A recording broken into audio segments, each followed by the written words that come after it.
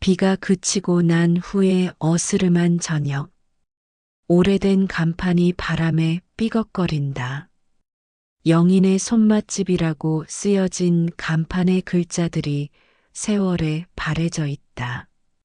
간판 아래 영희가 혼자서 의자들을 정리하고 있다. 그녀의 손은 거칠고 주름져 있지만 움직임은 여전히 부지런하다. 50년을 한결같이 이 자리에서 새벽 5시면 일어나서 밤 10시까지 그게 노부부의 하루였다. 텅 빈 식당, 2개의 의자만 나란히 놓여 있다. 영희가 그중 하나에 앉아 맞은편 빈 의자를 바라본다. 여보, 혼자 하려니까 너무 힘드네요. 벽에 걸린 오래된 시계가 째깍째깍 소리를 낸다. 영희의 눈에 눈물이 맺힌다. 1달 전 그 비참했던 날, 영희야, 미안해. 남편 철수가 병원 침대에서 마지막 말을 남기고 눈을 감았다. 50년을 함께한 반려자가 영원히 떠나는 순간이었다. 영희는 그 차가워져가는 손을 붙잡고 울 수조차 없었다. 마치 자신의 반쪽이 사라진 것 같은 공허함만이 밀려왔다. 장례식장은 조문객들로 북적였다. 하지만 정작 영희에게는 모든 소리가 멀리서 들려오는 것 같았다. 어머니, 많이 힘드시죠? 아버지 정말 좋은 곳으로 가셨을 거예요. 이제 우리가 모시고 살아야죠. 자식들의 위로와 걱정이 쏟아졌지만 영희는 고개만 끄덕일 뿐이었다. 정작 자신이 어떤 기분인지, 앞으로 어떻게 살아야 할지 아무것도 알 수 없었다. 3일장을 치르고 나서도 영희는 현실을 받아들일 수 없었다. 계속 남편이 돌아올 것만 같았다. 현관문 소리가 나면 돌아서서 여보 왔어요? 라고 말하려다가 혼자라는 걸 깨닫곤 했다. 어머니, 당분간 저희 집에서 지내세요. 큰아들 준호가 제안했지만 영희는 고개를 저었다. 아니야, 집은 우리 집이 최고야. 거기서 살겠어. 하지만 혼자 계시기엔 괜찮아. 엄마는 혼자서도 잘 살 수 있어. 말로는 그렇게 했지만 집으로 돌아온 영희의 마음은 텅 비어 있었다. 남편이 떠나고 첫 번째 밤, 영희는 침대에 누워 눈을 감을 수 없었다. 옆에서 들려오던 규칙적인 코 고는 소리, 뒤척이는 소리, 따뜻한 체온, 모든 게 그리웠다. 여보, 정말 간 거예요. 꿈이겠죠? 하지만 아무런 대답이 없었다. 적막한 침실에는 벽시계 소리만 째깍째깍 울려 퍼질 뿐이었다. 새벽 3시가 되어서야 잠깐 눈을 붙인 영희는 다시 5시에 눈을 떴다. 50년간의 습관은 쉽게 바뀌지 않았다. 여보, 일어나요. 식당 준비해야죠. 하지만 곧 현실을 깨달았다. 이제는 혼자라는 것을. 첫 번째 아침, 영희는 기계적으로 2사람분의 아침 식사를 준비했다. 된장찌개, 김치볶음, 계란 후라이. 남편이 좋아하던 메뉴들이었다. 상을 차리고 나서야 혼자라는 걸 깨달았다. 아, 이제 혼자구나. 혼자서는 너무 많은 반찬이었다. 그래도 버릴 수는 없어서 조금씩 먹었다. 남편의 목까지 억지로 먹으려다 목이 메어 더 이상 넘어가지 않았다. 첫 번째 식당 운영.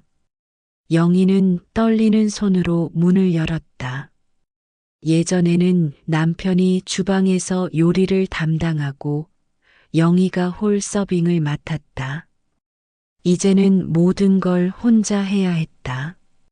어서 오세요. 첫 손님이 들어왔다. 단골 김 사장이었다. 사모님, 오늘 사장님은 안 계세요? 그 순간 영희의 목이 메어왔다. 어떻게 설명해야 할지 몰랐다. 아, 그분은 하늘나라로 가셨어요. 세상에 언제예요? 몰랐네요. 언제 돌아가신 거예요? 일주일 전에. 아이고, 왜 말씀을 안 하셨어요? 조문이라도 갔어야 했는데. 김 사장의 당황한 표정을 보며 영희는 더욱 마음이 아팠다. 이런 대화를 앞으로 수백 번도 더 해야 한다는 생각에 막막했다. 그날은 주문받기도, 요리하기도, 서빙하기도 모든 게 서툴렀다. 평소 남편이 얼마나 많은 일을 도맡아 했는지 새삼 깨달았다. 둘째 날, 셋째 날, 일주일, 이주일. 시간이 흘러도 외로움은 줄어들지 않았다. 오히려 점점 더 깊어져만 갔다. 매일 새벽 5시에 일어나는 것은 같았지만 일어날 이유를 찾지 못했다. 남편을 위해, 손님들을 위해 해왔던 일들이 이제는 의미 없이 느껴졌다.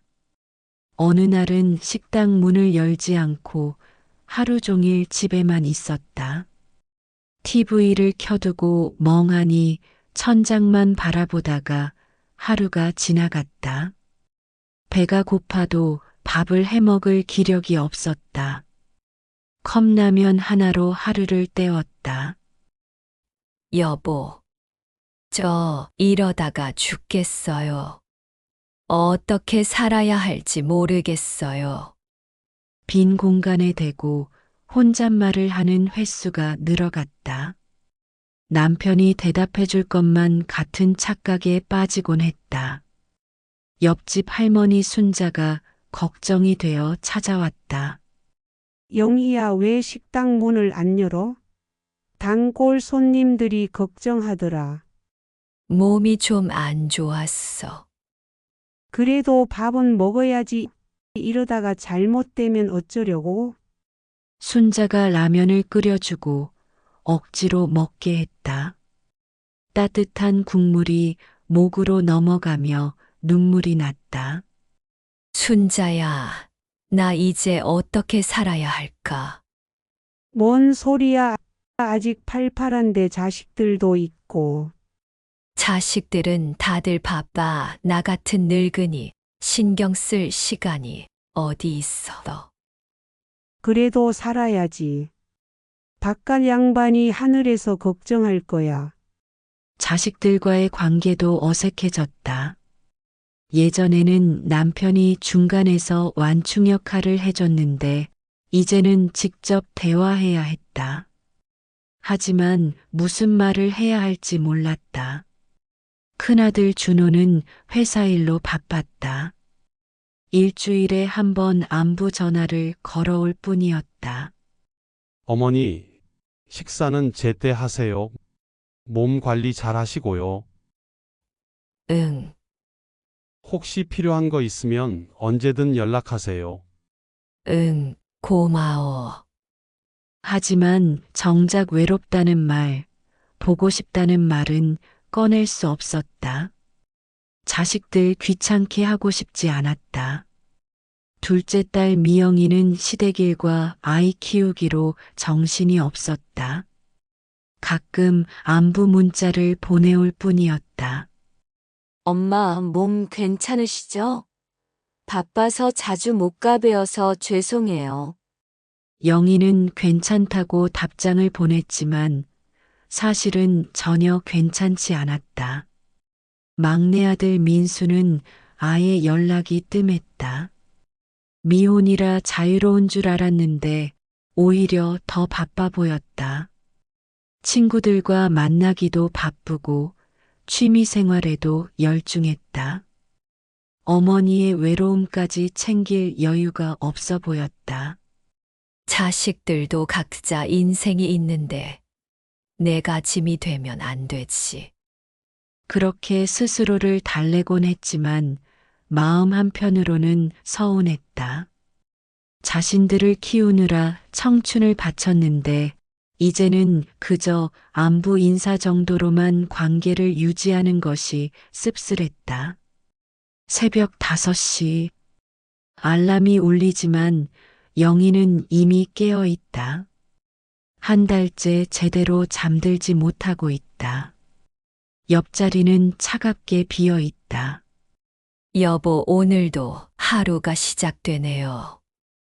빈자리를 쓰다듬으며 일어난다. 습관처럼 두 사람분의 아침을 준비하다가 멈춘다. 혼자라는 현실이 다시 밀려온다. 아, 맞다. 이제 혼자구나. 미지근한 차 한 잔으로 아침을 때운다. 남편이 좋아하던 반찬들이 냉장고 한편에 상하지 않게 꽁꽁 쌓여져 있다. 버릴 수도 먹을 수도 없어서 그냥 두고 있다.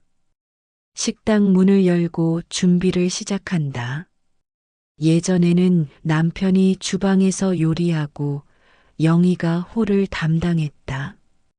이제는 모든 걸 혼자 해야 한다. 어서 오세요. 첫 손님을 맞으며 억지로 미소를 짓는다. 사장님, 그 새우볶음밥 하나요. 아, 사장님은 어디 가셨어요? 아, 그분은 하늘나라로 가셨어요. 어머, 언제요?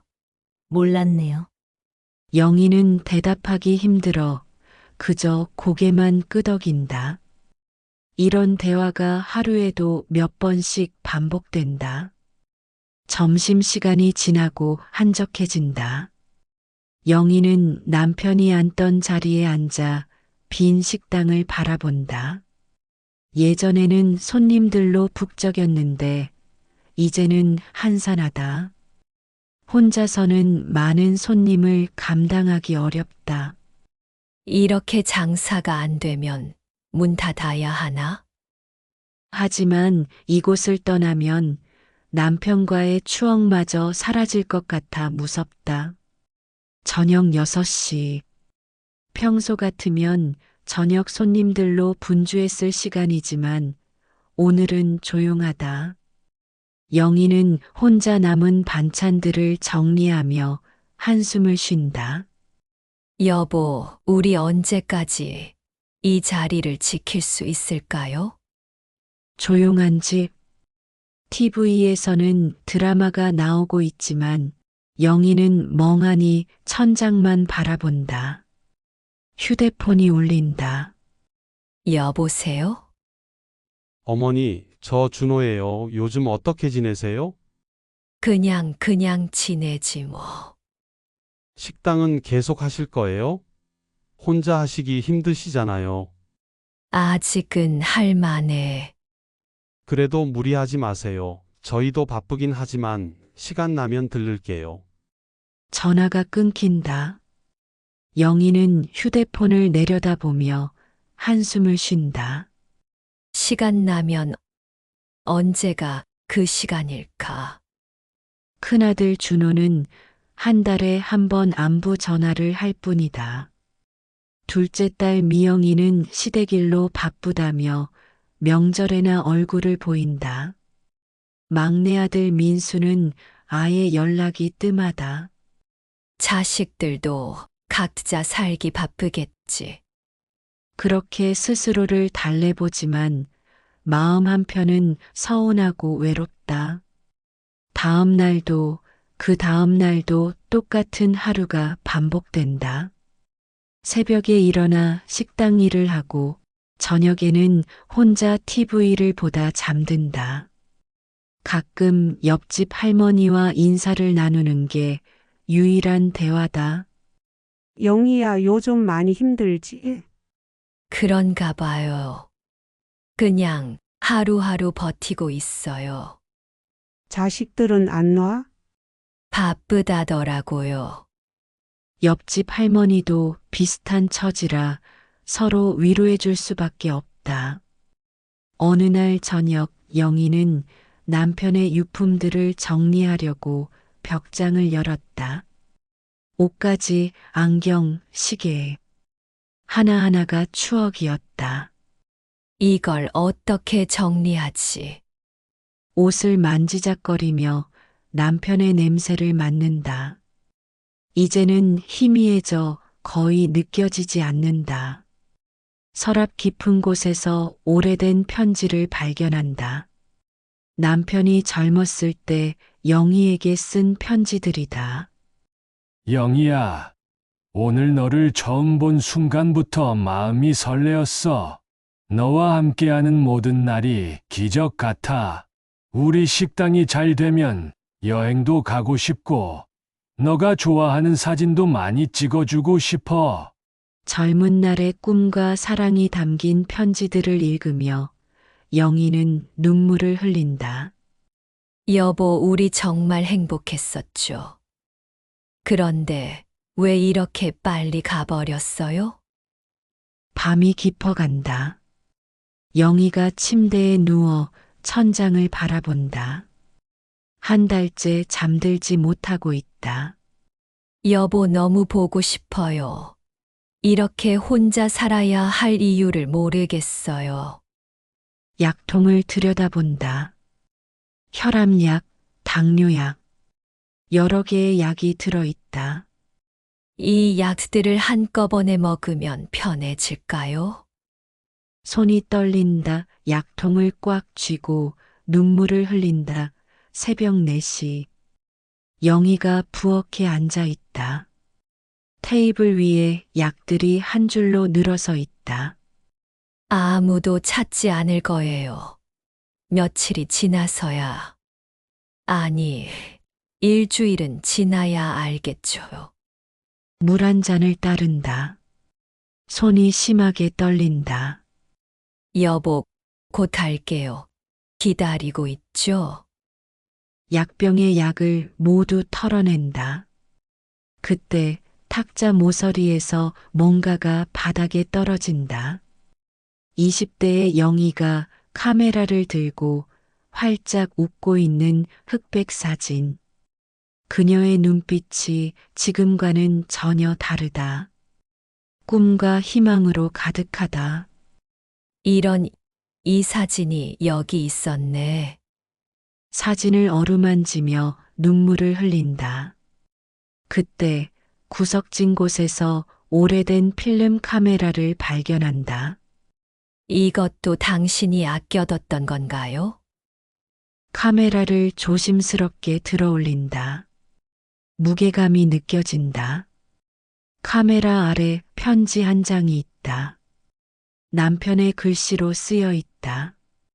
영희에게 언젠가 당신이 이것을 찾게 될 때, 우리가 함께 못한 여행을 이 카메라와 함께 해보세요.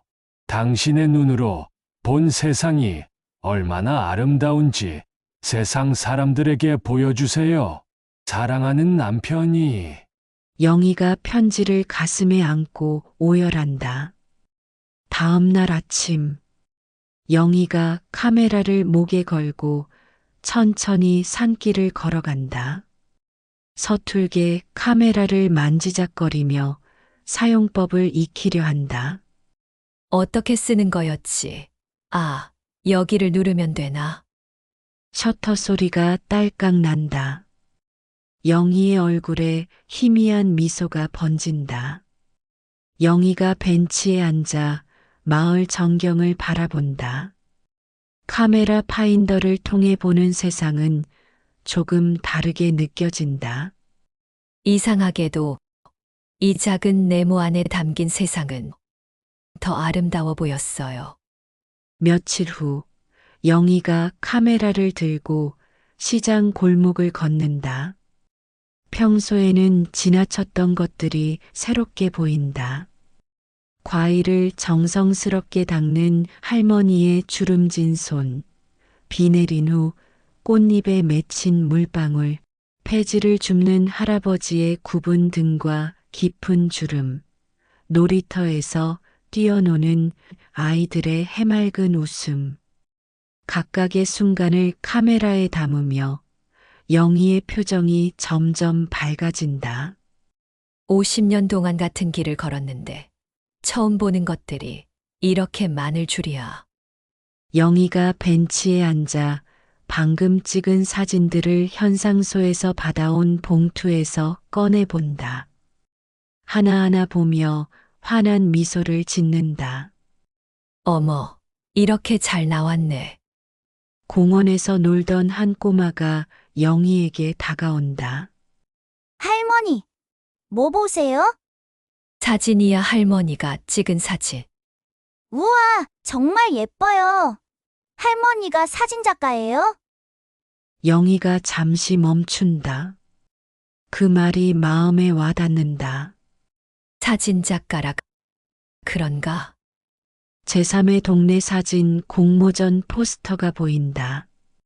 영희가 망설이며 접수대 앞에 선다. 어르신 참가하시려고요? 아, 저 같은 사람이 해도 될까요? 물론이죠. 나이는 관계없어요. 영희가 떨리는 손으로 참가 신청서를 작성한다. 집에 돌아와서도 불안하다. 정말 괜찮을까? 남들이 웃지는 않을까? 하지만 남편의 편지를 다시 읽어본다. 당신이 믿어준다면 한번 해볼게요. 시상식이 열리고 있다. 영희가 긴장한 표정으로 앉아 있다. 일상의 아름다움 부문동상 김영희님의 할아버지의 하루입니다. 영희가 깜짝 놀라며 일어난다. 박수가 터져 나온다. 단상에 선 영희가 떨리는 목소리로 말한다. 70년을 살면서 처음 받아보는 상입니다. 남편이 하늘에서 보고 있을 텐데 자랑스러워 할까요? 관객석에서 더 큰 박수가 터진다. 영희가 상장과 상품을 들고 나오며 휴대폰으로 전화를 건다. 여보세요? 준호야? 엄마야, 상 탔어, 사진으로. 사진요? 엄마가요? 응. 엄마가 놀랍지? 웃음소리가 전화기 너머로 들린다. 삼남매가 모두 모여 영희의 사진들을 보고 있다. 벽에는 상장이 걸려 있다. 둘째 딸이 말했다.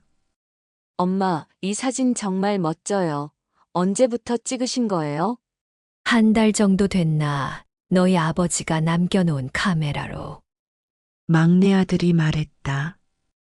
아버지가 카메라를 좋아하셨나요? 응.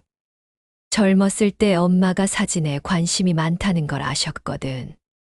그래서 몰래 준비해뒀나 봐. 자식들이 서로 눈을 마주친다.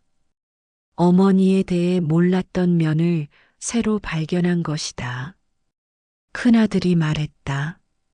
엄마, 우리가 너무 몰랐네요. 죄송해요. 뭘 엄마도 이제야 알았는걸. 밤늦게 혼자 남은 영희가 상장을 바라본다. 여보, 제가 이런 사람이었나 봐요. 몰랐죠. 카메라를 어루만진다. 그런데 말이에요. 이제 뭘 해야 할까요? 이 나이에 새로운 꿈을 가져도 될까요? 창문 밖 별들이 반짝인다. 그래요. 해봅시다. 더 많은 사람들에게 제 눈으로 본 세상을 보여드리고 싶어요. 영인의 갤러리라는 새 간판이 걸리고 있다. 영희가 뿌듯한 표정으로 지켜본다. 큰아들이 페인트 칠을 돕고 있다. 엄마, 정말 괜찮으세요? 갤러리 운영이 쉬운 일이 아닌데.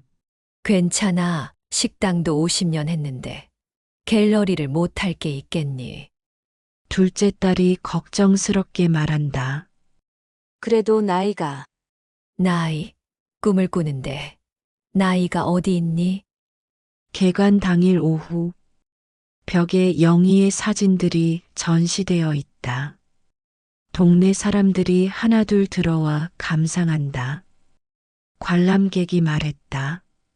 이 사진, 우리 동네가 이렇게 아름다운 줄 몰랐네요. 정말 따뜻한 시선이에요. 마음이 편해져요.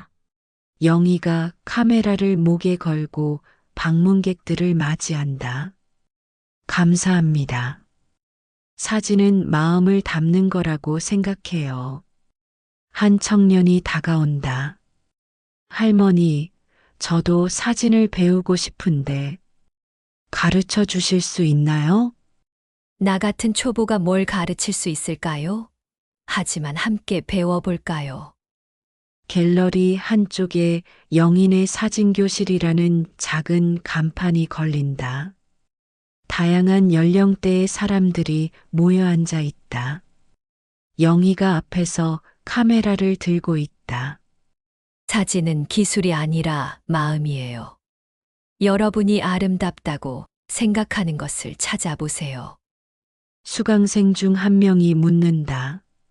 선생님은 언제부터 사진을 시작하셨어요? 나 3개월 전부터요. 모든 사람들이 놀란다. 3개월 전요? 네, 70살에 처음 시작했어요. 늦었다고 생각하지 말아요. 시작하는 게 중요한 거니까. 몇 달 후 지역 신문에서 영희를 인터뷰하러 온다. 기자가 묻는다. 70세에 새로운 인생을 시작하신 비결이 뭔가요? 비결이라 글쎄요. 포기하지 않는 것. 남편이 떠나고 나서 제 인생도 끝났다고 생각했어요.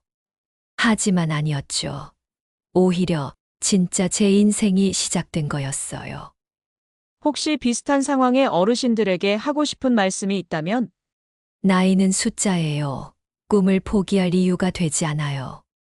저처럼 70살에도 새로운 꿈을 가질 수 있어요. 중요한 건 용기를 내는 거예요. 영희의 이야기가 SNS를 통해 퍼져나간다. 전국 각지에서 편지와 전화가 온다. 할머니, 저도 60살인데 너무 늦었다고 생각했어요. 하지만 할머니를 보니 용기가 나네요. 제 어머니도 우울증으로 힘들어 하시는데 할머니 이야기를 들려드릴게요. 영희가 편지들을 읽으며 눈물을 흘린다. 여보, 우리가 이렇게 많은 사람들에게 희망을 줄 누가 알았을까요?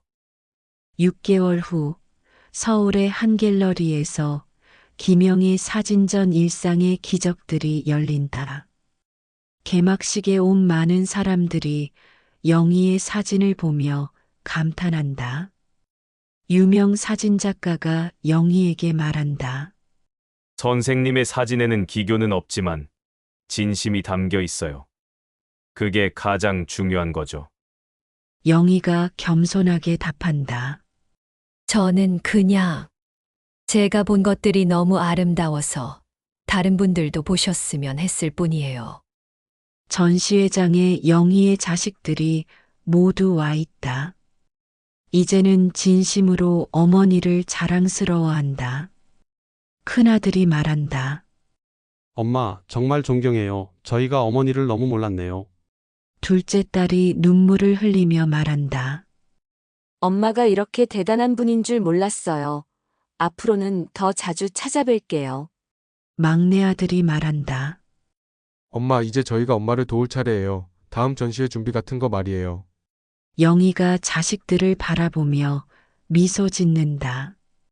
고마워. 하지만 이제는 엄마가 혼자서도 잘 할 수 있어. 다음 날 아침 동네 뒷산. 영희가 다시 산길을 걸어간다.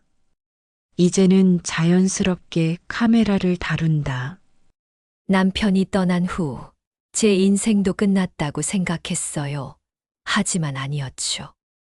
산 정상에 오른 영희. 마을 전경을 바라보며 깊이 숨을 쉰다. 인생은 언제든 다시 시작될 수 있다는 걸 배웠어요. 70이 되어서야 말이에요. 카메라 파인더를 통해 보는 마을 풍경. 따뜻한 아침 햇살이 비치고 있다. 그리고 남편이 제게 준 건 카메라가 아니라 희망이었다는 걸. 그날 밤 갤러리에서 영희가 문을 닫고 나서며 하늘을 올려다본다. 별이 반짝인다. 여보 고마워요. 덕분에 제 인생에 진짜 봄이 왔어요. 미소를 지으며 카메라를 어루만진다. 벽에 걸린 작은 액자에는 영희가 직접 쓴 글귀가 있다.